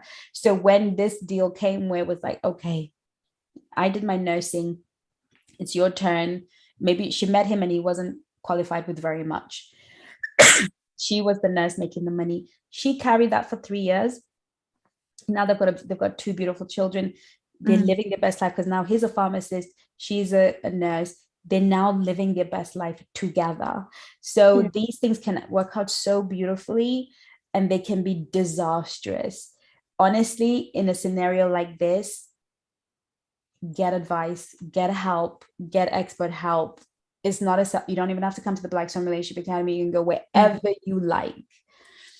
But do speak to somebody if you are in that scenario, so that we can help you weigh out what's actually going on, because we happen to be able to pick out a joker a mile away. That's what we're able to do.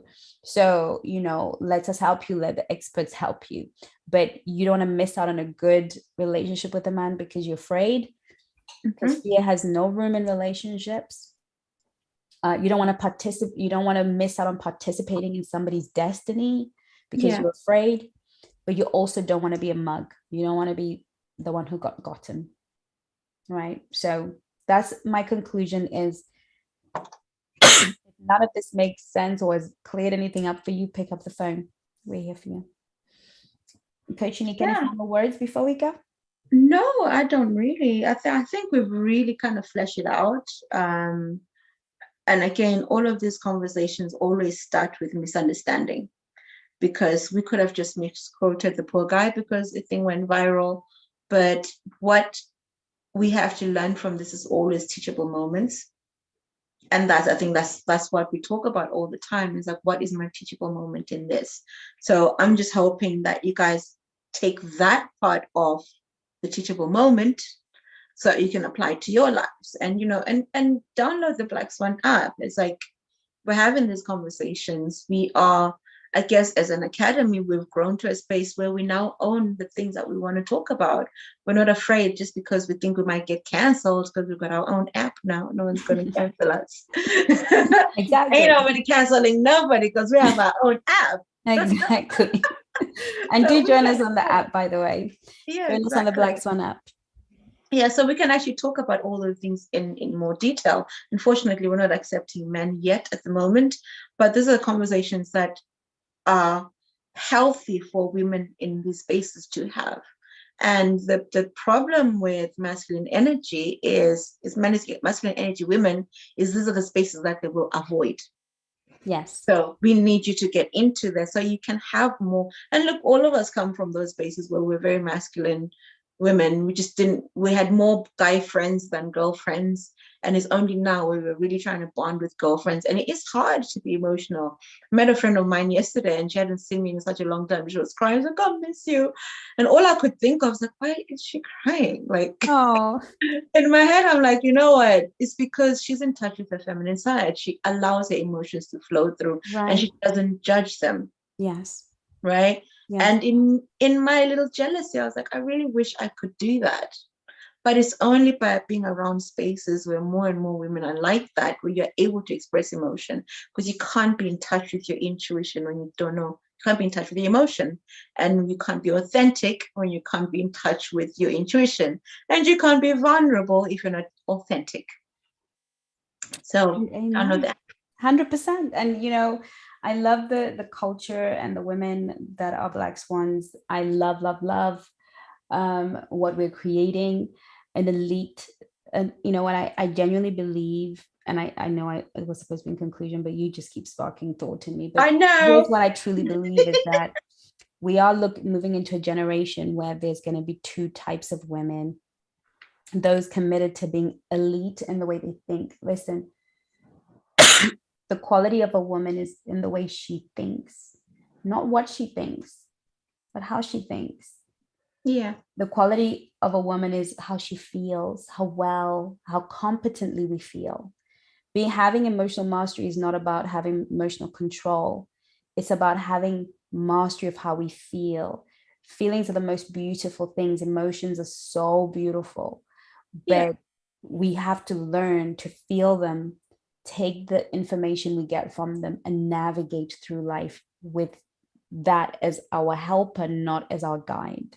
Yeah. And when you're a woman who has a manicured mind and a manicured heart, and you invite wisdom into your life, because feminine energy is wise energy, masculine energy is intellectual energy, it's intelligence. Masculine is intelligence, feminine is wisdom. That's why, yes, we have masculine and feminine. That's why women can be very intelligent, but they're in the masculine. But when you are wise, you're in your feminine, because you're pulling on intuition, you're pulling on emotion, you're pulling on the softer, more ethereal, more spiritual stuff to walk in wisdom. And so to truly be a high value woman is really about the components that go on internally. Today I had, I get some feminists in my DMs, and she was saying, why are you using a filter? Don't you think it's hypocritical because you're disempowering women? And I thought, to be fair, I didn't even know how to respond to that, because that level of thinking is so base level thinking that I Yeah. cannot engage. And to be honest, there's just some conversations I just want to engage in, because I know that I will have to sit with you for like 3, 4, 5 months to even bring you to a point where we can think Yeah. the same way. So I refuse to engage. But here's why. Because I know I'm talking to Black Swans right now. What has a filter got to do with the quality of your being? A filter is digital makeup. Women have been wearing makeup since God knows when. A filter is digital makeup. Mm. We need to stop, and I can go on a rant and that will be another video, but we need to stop it. No, it's true, because for me, what she said to me is, I, as a woman, have zero value. My power is in the way I look. Isn't that the most anti-feminist thing I've ever heard? A woman's power is who she's being. How she looks is how she's being. Yeah. Elegant, sophisticated, groomed, polished, classy. This is about how I'm being. It's not who I am. And she thinks that she's campaigning, and the problem goes to, these are low value women, not because they don't dress nice. They're low value women because they have concluded that the quality, the virtue of a woman and her power lies in whether she's a filter or not. Yeah. Or her physicality. Really. Or her physicality. That's your womanhood. No. Womanhood is a way more deep, more spiritual, way more. Your power does not come from the way you look. It comes from the way you think, the way you feel, who you are, your energy field. And we have to aim for those things. A woman that lives in her highest self will never present herself any kind of way, whether she wears makeup or not, whether she wears wigs, weaves, or goes locks. She will never present herself any kind of way. She will always present herself in light of the light that is within her. And she will use the tools that suit her energy, her brand best.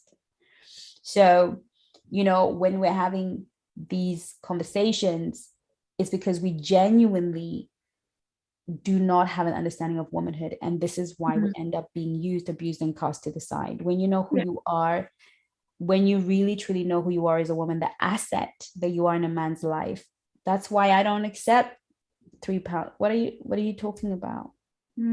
Because I'm not going to give you £3 worth of conversation. I am an amazing conversationalist. I'm going to rivet you.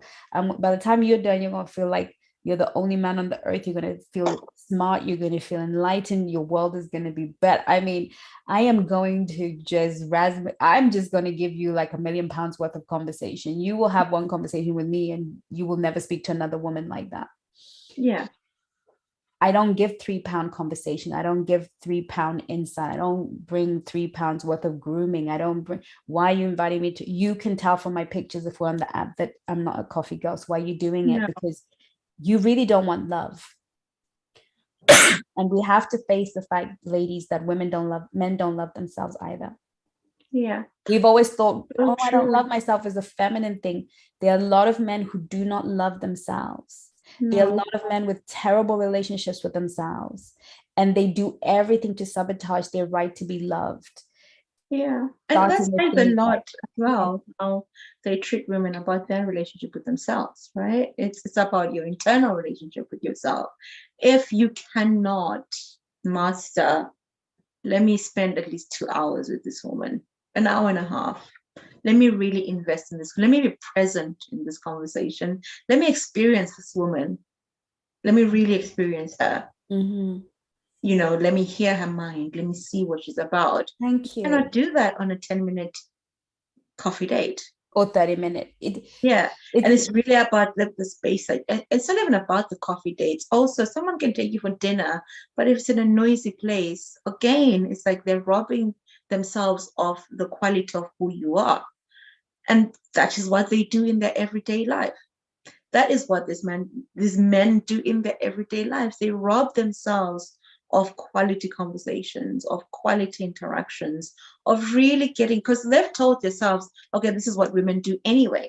They've already blanketed everyone with this, oh, they're all gold diggers, they're all airheads, just take it for a coffee. If you like it, you like it. If you don't, you don't. And at least you can get a bang out of it. Sorry to use that word, but that is the kind of thinking. And they rob themselves of better. And we say that as well when we don't love ourselves, we're robbing ourselves of experiencing more. When we tell ourselves that, oh no, I need to lose the weight before I start dressing better, you're robbing yourself of feeling good in this moment. Yes. Yes. So it's all of those things, and it's not just a woman thing. Men actually, I think, if anything, they have a bigger self-love problem than we do. 100%. 100%. Because I think self-care for a man looks so different. Yeah, we think that men hate women. Men don't hate women. If you hear men desire a woman, men want a woman, men adore women, but they don't love themselves. All these podcasts with these witches, these with a capital B, these gold diggers, it's because he doesn't love himself. He does not have a good relationship with himself. Yeah. Why don't you, a man who loves himself wants to be that guy. He wants to be that guy that takes out that girl and shows her a good time because he believes he deserves that experience as a man. Many of these men don't actually believe they deserve that experience.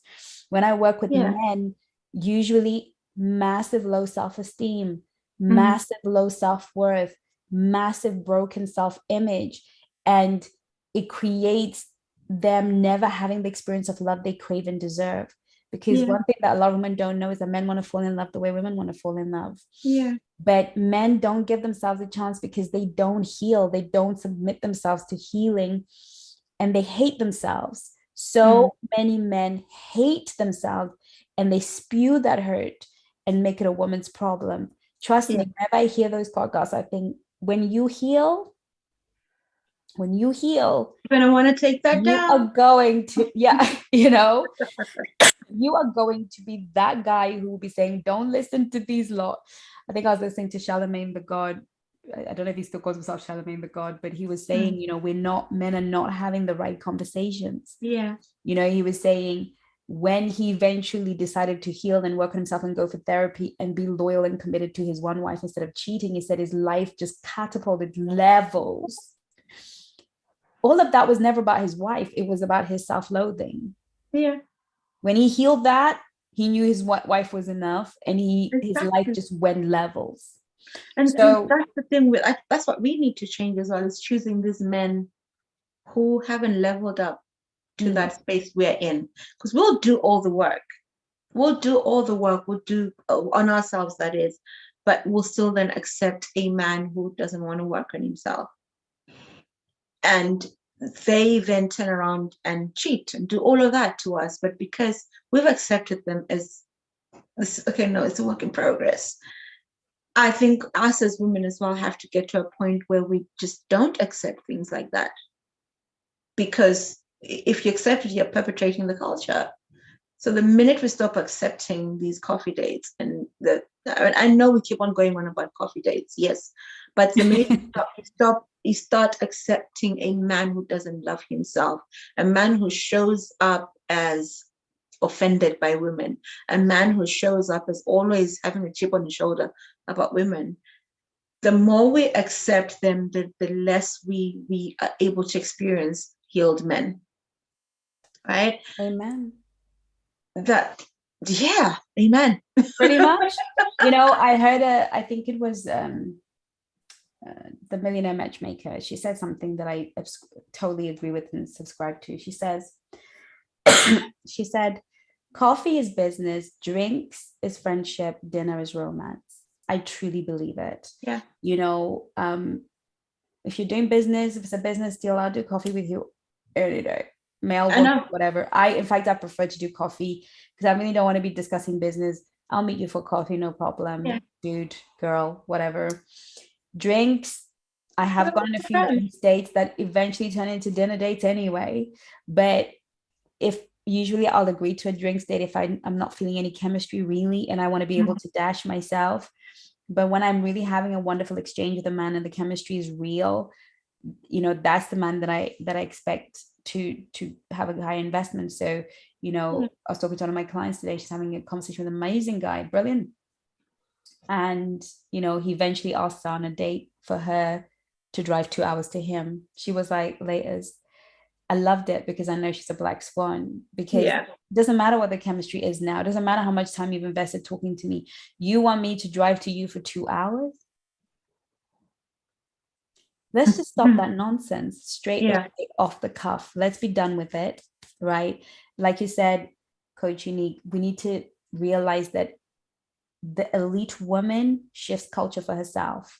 Yeah. If you want that girl, if a man wants that one, if he wants these ones, that's different. But if you want that one, that's the price. That's the price of the door is the price. We don't negotiate, and we do not know, we don't. No, and we don't complain. Like when we go to Harrods, we don't complain about, oh my God, I need to discount this and I need to discount that, and we don't, because we know that's what we're coming to buy and that's what we're coming to spend on. Yeah.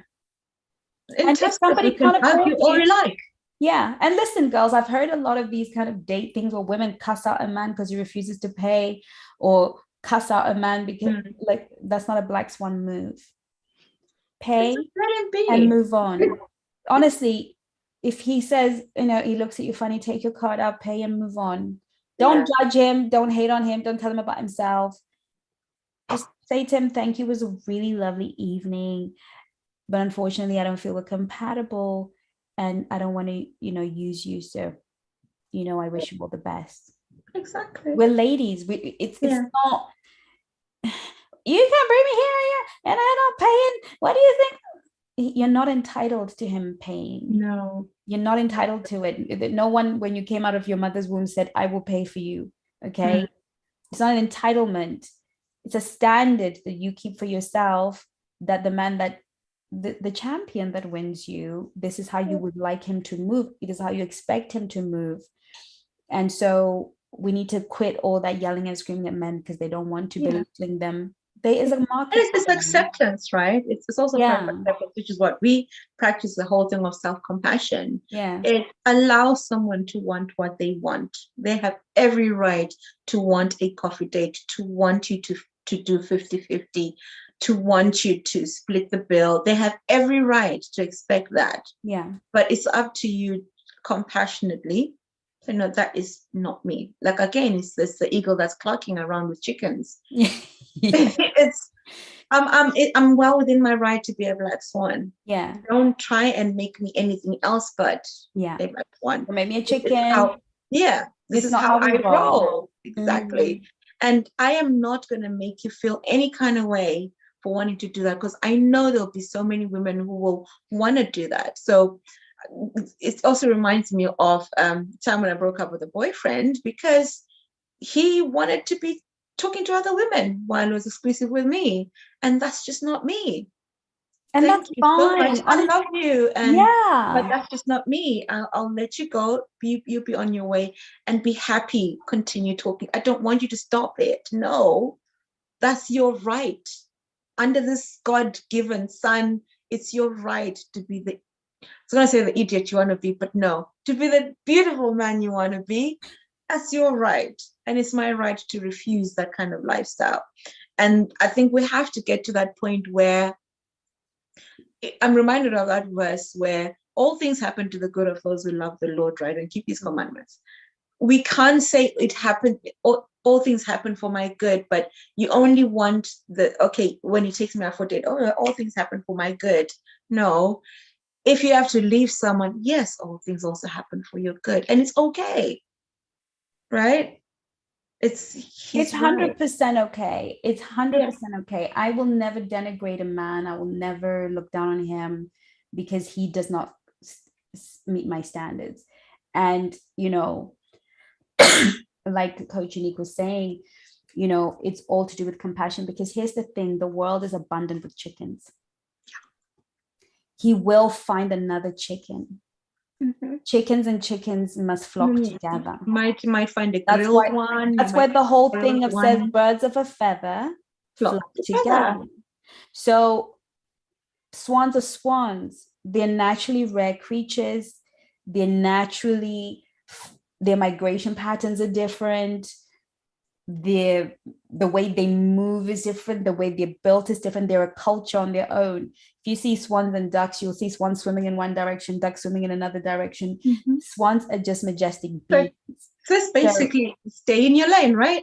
Yeah, I mean, honestly, the swan doesn't have to be upset with the duck or the chicken or the pigeon. You know, we can just say we're not birds of a feather, but you don't have to be without love, because there is a woman out there who will die to go on a coffee date with a guy that you're doing no thanks. That's the truth. You know, there's a girl who's thinking, I will go coffee with you.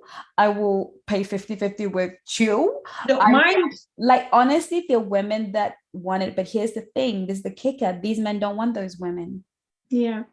They don't want her because, you know, she doesn't look right. But that's your level. Yeah. That's your level, though. And this is the thing with men. They say women don't want to be accountable. Women are not realistic. In the dark side, I'm not talking about the light side, because there is the light manosphere that I call them. There's the dark manosphere. In the dark manosphere, women don't want to be realistic. Men don't want to be realistic either. No. You know, when you see a woman who carries herself in a certain caliber and a certain standard, my son said to me, Mom, how much does it cost you monthly to take care of your beauty? Yeah. And to just take care of your grooming? Cost me a lot of money. It does. I mean, listen, it's some people's rent what I spend monthly to look after my body, for my personal trainer, for my nutrition, for and this is standard. It's like it's the norm, right? Monthly, my hairdressing appointments, my manicures, my pedicures, my waxing, my lashes, my brows. It's some people's rent. Now, I'm not going for coffee. Actually, which reminds me of something else that went viral on TikTok, where a lady was, I can't remember, I was against this conversation. The girl was like, well, if you cannot maintain my 1.5 daily maintenance, like monthly maintenance, what are you doing with me, kind of thing? Yeah, I mean, it's okay. Her, you know? Yeah, and it's like, if you don't have the budget, you don't have the budget. You don't. And the thing is, I don't even need you to come and take care of that, but it's already been taken care of. I don't need you to come and do that. I just need you to move like a man who understands. And it shouldn't be something that you have to now explain. Yeah. You need to move like you understand that I don't eat there. Yeah. To move like a man who understands that, you know, my diet is very specific. The reason my skin looks the way it looks because I eat a certain way. I'm very specific. So don't take me to a greasy spoon because I don't eat that way. So as a man, and men know this, but instead of actually leveling up in the dark manosphere, they want to drag a swan down to duck levels. Yeah. And so many of us have done that. We've abandoned post. We've decided, you know what, better to have a man than nothing. Yeah. And we've been told, ma'am, you're going to die alone. Listen. But, you know, isn't that like really, like, obviously now going on to the whole spirituality side of things, that's the ploy of the enemy, to make you abandon your post, to make you abandon purpose, to make you abandon legacy. If an army is coming in, they tend to target the guards first, the people who are looking over the castle. They target them first, right? Because then there's no one to warn anyone. There are no gatekeepers. There's no gatekeepers. So it's like, if we are allowing ourselves to be taken down at first sight by this, I'm not saying it's being taken down, but if we're allowing that kind of behavior, again, it's really a matter of let's refresh our legacy mindset. Think these things through. And like I was saying in the reel, so what are we now going to be buffering the relationship? We're going to buffer the marriage as well. Are we going to buffer the children too? Like, let's have a child. What is that? You know? Yeah, exactly. Let's have trial labor. yeah, let's try it out. And it's those concepts that come from lack, that come from all of these mindsets that, as a high value woman, as a Black Swan, that we need to veer away from and come to the light side, where we come from a point of abundance, then we work from there. If things are abundant, for me, it's like, I think we were laughing a few months ago when I was working out my yearly budget, and I was like, oh yeah, I put my nails and all of my aftercare in that. And we're laughing about how that's actually, it's not even something I think twice about. It is in the budget. It's like, it's essential. It is it's like household bills. It comes under all of that. It's part of my expenses. It's not something I will just do, oh yeah, because I wanted to treat myself. No, me treating myself is maybe the actual spa date. That is treating yourself. Going to the gym, that's essential. You know, keeping up your diet, that is essential. It's just as, if I can't pay my bill, then I shouldn't be able to pay for, like, you know, like it's one of those things, like it's part of the budget. Yeah. And then what we then do is allow someone who's not cultured in that way to talk us out of our space and out of our purpose. And what then happens is you start to feel less than. Yeah. But to neglect all those things that you do. And it's also part of self-abandoning, which we talk about our patterns as well. Because he's drawing you into a space where you get to abandon who you are. And if we talk of purpose, like the way God says, guard your heart, is like, guard your heart, guard anything that comes into your eyes, your ears, anything that comes out of your mouth, guard it with all diligence, because those are the little things, like the little things that spoil the vine, right? This is what the enemy comes to target. Those little things that will sidetrack you from your purpose. Yeah. And the thing is, all of us are built to be great women. And great women will not stand there with a shoddy looking wig. I'm sorry, it just doesn't happen anymore, you know, in this day of TV and everything happening and cancellations and blah, blah, blah. For you to become this amazing woman and this amazing Black Swan, there's just certain things that you just have to do and be in places. We are going somewhere, right? We cannot allow ducklings to sway you from the pack. Yeah. They end up clucking with the chickens and then wondering why. And then the chickens start to look at you like you're the crazy, like you're the oddball. You know, it's the story of the ugly duckling. You know, they're looking at this one and doing, why are you ugly? You know, if you don't expose you're not yellow, why are you black? Like, why are you even black? And why is your neck so long? And then you start to cower. And you're so right.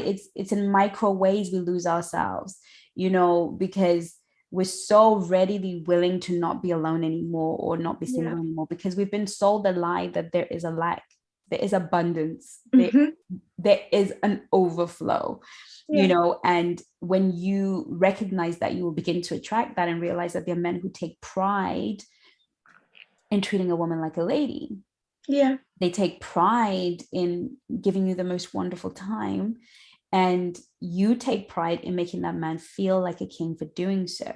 So, you know, we're all on this journey, understanding that it's not cheap. No. Okay. Just because it's not cheap to become the woman that you want to become. And when I'm talking about cheapness, I'm not only referring to finances. I'm referring to cost, the things you're going to have to abandon that don't serve you anymore, the mindsets that you need to abandon, and words that you use that you need to abandon. It's not easy to change into yourself because you've been so conditioned to be what the populace is saying. You know, there's this woman, I think her name is Sadia Khan, and she really is kind of vibrating my frequency right now. I'm feeling her, because she puts things in the way that I wish I could, because I believe exactly the same thing. And she said, look, the day that men stop rewarding the things they say they don't want with their time, money, and effort, that's when things will change. You know, there's this whole movement of natural kind of flowing through right now with, again, the dark manosphere telling women, how do you look when you come out of the shower? Are you start craving that? Now we must all look like we've come out of the shower. Like, who are you when you come out of the shower? I am a goddess, right? Yeah. Now, the truth of the matter is no woman looks like $1 million coming out of the shower. Every woman looks like herself coming out of the shower. You know, but women myself is already $1 million. exactly. Like, hello, like what do you mean? What it is to diminish you, and basically strip yourself of all your grooming, strip yourself of all of your immaculateness, and show up, and then that's your value. No, that's a lie from the pit of hell. It's not my value. My value, is not about how I look. That is not even, that's the cherry on top. That is not my value. Yeah. But the truth is, you're afraid to face the fact that a woman that grooms herself like that, moves like that, takes care of herself like that, I'm not worthy of her. So instead of raising your performance to meet your expectations, you lower your expectations, drag her down. No, sir. No, you will get this. Take it or leave it. It's not by force. Nobody's forcing you. I went on a date once, and the gentleman turned around and said, "Oh, I'd love to see your real hair. When can I see your real hair?" I was mortified. Clearly, he was never to be seen again. No. That was the most, and I knew he'd been consuming that kind of content. And it was such a shame because I could tell that this is a man who wanted to fall in love, but he has been brainwashed by the dark world. I thought to myself, I was actually confused because I didn't know what he was saying. Like, I was like, huh? He's like, oh, I want to see. I was like, I don't understand. What he doesn't understand is how crass, classless, and dignified. Okay, do you also want me to take my clothes off and show you my actual tits? Yeah. Like, what else do you want? It's that whole thing of asking a woman to perform again, right? Right? Like, show me. And because these men are believing this hype, they're coming across toxic. Yeah. Then I'm dating a millionaire, Black guy, really wealthy. He says, there's so much to make a woman beautiful. Why does she just wear one of these weaves and wigs? And men of that caliber even want you to do it. Yeah. They want to even fund you. I'm telling you. They're like, why doesn't she do, because in their mind, why wouldn't you? I've worked with women in the high end. As a makeup artist, I worked in Harrods for a long time. White girls wear wigs and weaves all the time. Nobody tells them to take it off. No. The girlfriends I had behind the counter who were all white, we would talk about, they would tell me where to get my weaves. They were like, Chengi, if you go to Brixton, there's a shop called, they were telling me game where to get my hair, because the chicks be wearing weaves and wigs and all manner of things. But it seems like if you're a Black woman and you want to adorn yourself, you can't, because you're faking it or something or the other. No, I mean, now you started me on something else. I'll just drop this. Here a while. This little, I know. The thing is, what people don't understand is wigs and all of this has always been in our African culture. It was a place of adornment. It was only for kings and queens. Yes. You were not to see the actual head of hair of a queen. Yeah. She adorned herself with a crown made of braids and like really detailed. And that's what you see in Egypt with all the hieroglyphics and everything. It is something we did from the dawn of time. Thank you. So now when we start going on about, oh, it's fake, it's this, women wear makeup. It was a status symbol. If you look at any Egyptian book, all their eyebrows are always drawn out. They would use the end of a burnt stick and do the charcoal and everything. It was to enhance features.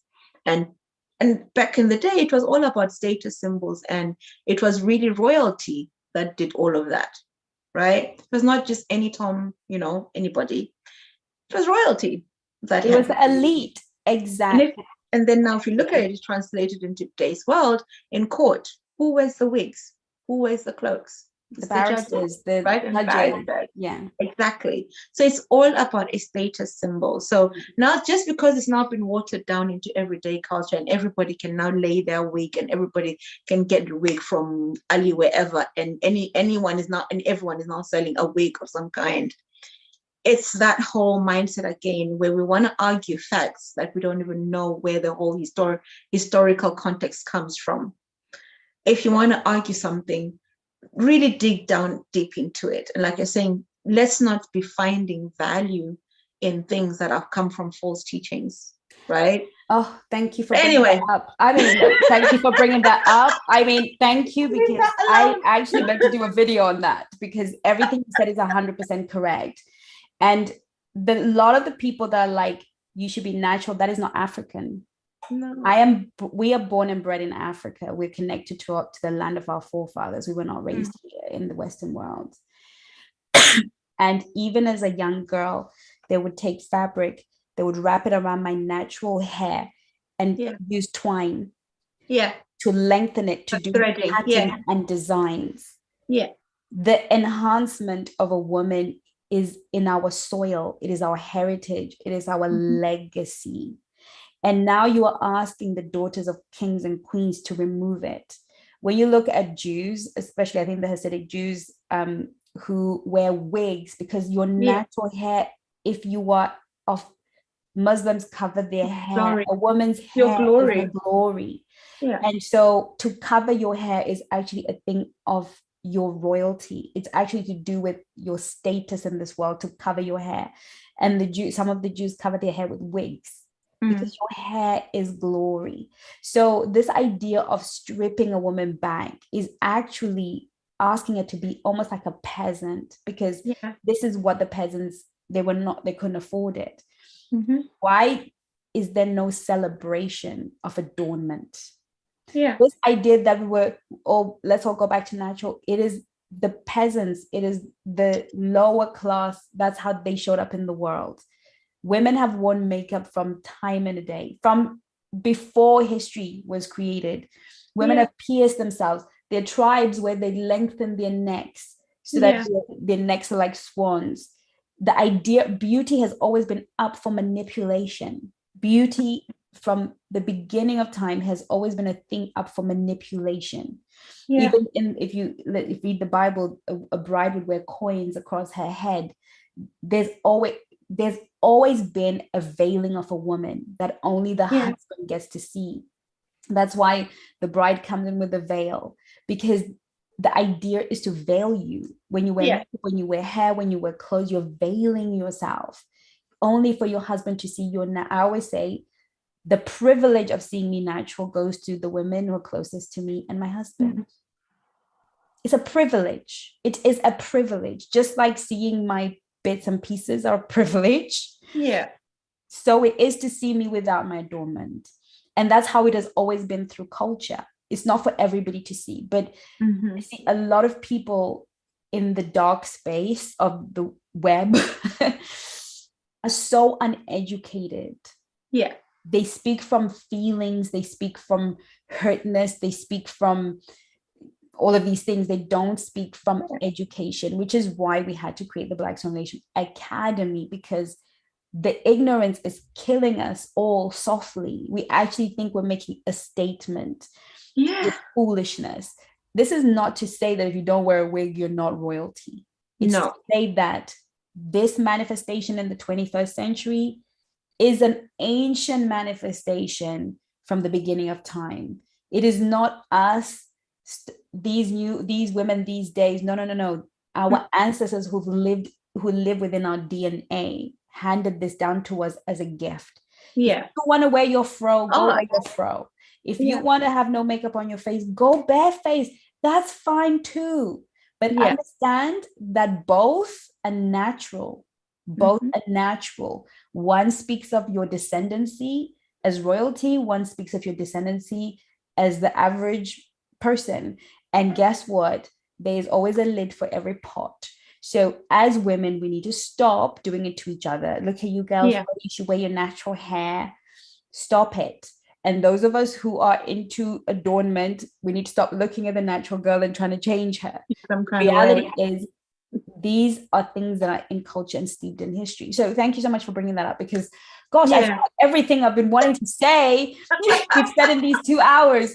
And now, it's fantastic. Thank you for hanging in there, whoever has been. And I'm sure when the people are watching the replay, they'll be like, I know. How long was this video? Like, we've so veered away. But thank you all so much for being a part of this conversation. Yeah, it's been lovely. We totally love you, and we will see you again next week. We will be doing lives once a week. Yeah. And I know it'll take a while before everybody knows that we do, and we kind of talk about things that everybody gets excited about, but it's really our opportunity to just speak from the heart, share our thoughts in a non-curated way. You will see definitely loads of reels and loads of short form content. I just had one of my clients say, Chengi, you and your team are really speaking out. Yes, a new day. Yes. The things that we've got to say, and we're going to say them. But what can I say? Goodbye. I mean, look, who's going to cancel us? We've got our own app now. Ain't nobody canceling anybody. We've got our own app, and we're going to be going live in our own app and showing our faces and having more and more of these conversations, because we want to talk up to our audience. We want to talk up to the women in our world. We don't want to have conversations that are downward facing. We want women we want to talk to your intelligence. We want to talk to your wisdom. We want to talk to your beauty. We want to talk to your royalty, to your heritage, to your purpose. It's time for a breed of women who are prepared to talk up to each other rather than talk down to each other. So, the Black Swan app is where those conversations take place in depth. And on these lives and in the content that we'll be producing as we go along. But we love you to bits and pieces. I'm going to say goodbye. Bye, everybody. I'm going to say goodbye as well. I think my mic actually went off at some point. But you could hear me, right?